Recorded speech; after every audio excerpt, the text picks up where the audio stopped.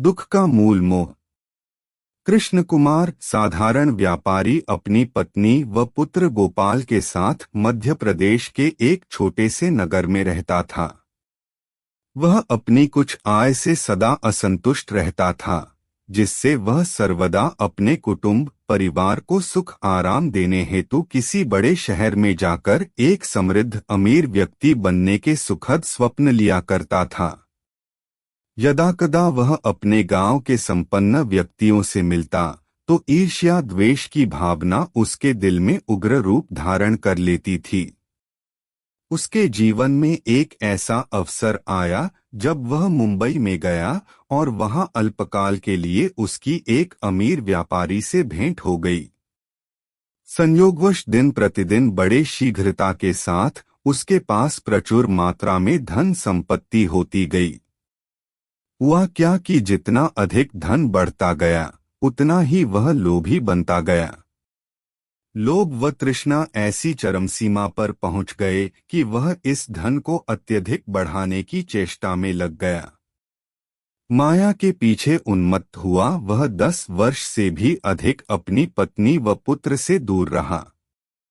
इस अवधि के दौरान गोपाल युवावस्था में पदार्पण कर चुका था और सदा अपने पिता के गमन स्थान के बारे में पूछता रहता था कि उसकी माता भी अब अपने पति के इस चिरकाल वियोग को सह सकने में असमर्थ हो चुकी थी, जिससे उसका मन बड़े बड़े शहरों में होने वाले संदेहपूर्ण क्रियाकलापों से उद्विग्न रहता था। वह अक्सर यह कहानियां सुनाया करती थी कि कुछ साधारण भोले भाले व्यक्ति मुंबई जैसे शहर में धन उपार्जन हेतु जाते हैं, किंतु उनमें से कुछ एक तो अपने नगर अथवा ग्राम में वापस नहीं लौट पाते और अन्य व्यक्ति अगर पुनः लौट भी आते हैं तो वे नैतिक रूप से आचरणहीन हुए प्रतीत होते हैं। ऐसा विचार कर उसने गोपाल को अपने पिता की खोज में भेजने का निश्चय किया। उसने अपने पति के नाम एक पत्र लिखकर गोपाल को देते हुए कहा कि इस पत्र को केवल अपने पिताजी के हाथों में ही देना। अब गोपाल ने भी अपने नगर के किसी अन्य व्यक्ति के साथ मुंबई की ओर प्रस्थान किया। आह! विधि की कैसी अद्भुत विडंबना हुई। कृष्ण कुमार ने भी उसी समय अपने घर की ओर जाने का निश्चय किया। इस दौरान वह इतनी अधिक पूंजी एकत्र कर चुका था कि उसका परिवार दीर्घकाल तक सुखपूर्वक अपना जीवन निर्वाह कर सकता था। वह अब सुचारू रूप से अपने कार्य व्यवहार को बढ़ाने की व अपने पुत्र की विद्या में ज्ञान वृद्धि की अनेकानेक योजनाएं बनाने लगा। कुछ ही दूरी पर एक प्रसिद्ध सराय थी जहां यात्री प्रायः रात्रि के समय विश्राम करते थे। सामान्य रूप से ही संयोगवश ऐसा हुआ कि गोपाल भी रात्रि समय अपने आश्रय स्थान के लिए उस सराय में जा पहुंचा जहां कृष्ण कुमार ऊपर के विशेष कमरे में ठहरा हुआ था। सराय पहले ही यात्रियों से खचाखच भरी हुई थी, इसीलिए मुख्य अधिकारी ने बड़ी कठिनाई से प्रवेश द्वार के निकट एक कमरे में उस बालक को शरद रात्रि व्यतीत करने की अनुमति प्रदान की। अर्धरात्रि में गोपाल ठंड से बीमार पड़ गया। उसके पेट में असहनीय पीड़ा होने लगी और वह मदद के लिए जोर जोर से चिल्लाने लगा। भटियारा यानी सराय का मालिक दौड़ता हुआ आया और डॉक्टर को बुलाने की अपेक्षा वह बालक को धमकी देने लगा कि अगर वह इस तरह निरंतर बड़े बड़े मेहमानों की नींद व शांति में विघ्न बाधाएं डालेगा तो उसे ऐसे जाड़े में बाहर फेंक दिया जाएगा। यह सुनते ही वह और भी जोर से चिल्लाने लगा, क्योंकि गोपाल का तो अब मारे पीड़ा के शरीर ही मुड़ता जा रहा था।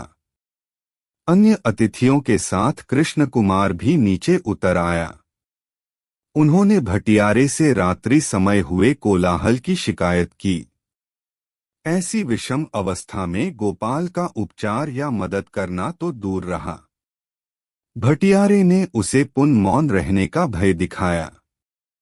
उधर गोपाल पीड़ा से मरा जा रहा था, वह निरंतर विलाप करता रहा। भटियारे ने अब विवश होकर गोपाल को बाहर निकाल दिया। दुर्बलतावश गोपाल मुश्किल से कुछ पग ही आगे बढ़ा था कि बेसुध होकर नीचे गिर पड़ा। प्रातःकाल सराय में काफी हलचल थी, क्योंकि पुलिस अतिथियों से पूछताछ कर रही थी। कृष्ण कुमार ने ऊँघते हुए आंखें खोलीं और जब उसे दुखद समाचार ज्ञात हुआ तो वह नीचे उतर आया। जैसे ही पुलिस ने जांच पड़ताल हेतु गोपाल की जेब का निरीक्षण किया, एकाएक उन्होंने उसकी माता द्वारा लिखा हुआ पत्र पाया। निरीक्षक पत्र में लिखे पते को ऊंची आवाज में पढ़ने लगा। ज्यों ही कृष्ण कुमार ने अपना नाम सुना त्यों ही वह निरीक्षक की ओर तीव्र वेग से बढ़ा। वह अपनी पत्नी के हस्तलेख को पहचान गया और शीघ्रता से पत्र पढ़ने लगा। जब उसे सत्यता का आभास हुआ तो वह ऐसे भीषण दुख को सहन न कर सका। उसे इस बात का अत्यधिक खेद था कि वह स्वयं ही अपने उस पुत्र की मृत्यु का उत्तरदायी था जिसके लिए वह इतने वर्षों की कड़ी मेहनत करके घर जा रहा था। उसी क्षण वह अपने मृतक पुत्र की देह के निकट बेहोश होकर गिर पड़ा। ऐसे दारुण शोक से व्यथित हुए वह स्वयं भी अपने अंतिम श्वास गिनने लगा। कृष्ण कुमार जब तक अपने पुत्र को पहचानने से बेखबर था, तब तक उसके मृतक शरीर को देखने के पश्चात भी वह गफलत में ही रहा। परंतु जिस क्षण उसे यह पता चला कि वह उसका अपना ही पुत्र गोपाल था जिसे उसने निर्दयता से शरद रात्रि में ठिठुरते हुए को बाहर निकलवाने का भरसक प्रयास किया था, उसी क्षण ही मोह आसक्ति की इस तीव्र वेदना का यह परिणाम निकला कि उसकी अपनी भी अकस्मात मृत्यु हो गई।